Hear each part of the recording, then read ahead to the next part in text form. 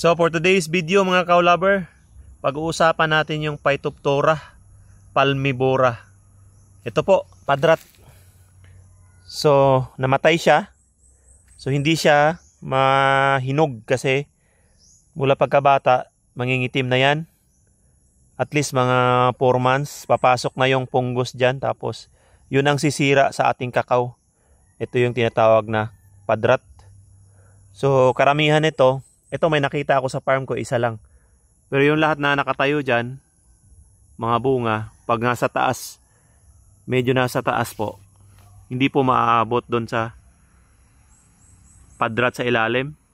Kaya mas maganda yung bunga natin mga kakaulaber, nasa taas lang.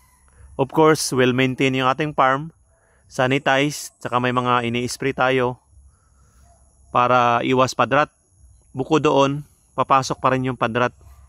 Katulad nito, pag nasa baba masyado. Kasi dito, kasi sa lupa, explain natin na dito kasi sa lupa, presence yung mga punggos lalo na sa tag-ulan. So kumakalat po yung mga punggos dito, kaya nagkakaroon tayo ng padrat. Kaya para sa akin ito, hindi ako nagpapabunga ng ganito. So example lang po ito, nakita natin sa farm. So, at saka kakalat ito. Magkakaroon ng contamination ng ating farm pag masyadong marami dito. Kaya kailangan natin na sanitation.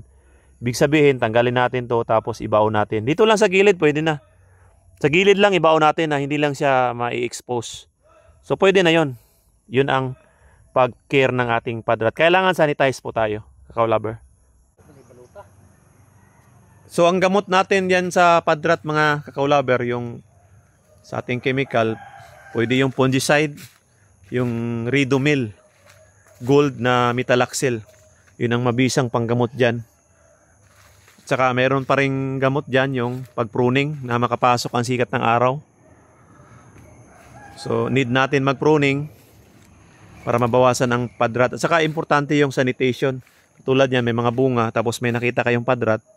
So kailangan nating ligpitin talaga, ibaon o sunugin. So pili po kayo. Tapos isprayhan natin ng fungicide yung area. I-sanitize natin kung malala na. Pwede rin open area, i-pruning konti. Kasi sa init lang yung makakapatay ng Phytophthora yung mga punggos. Alright?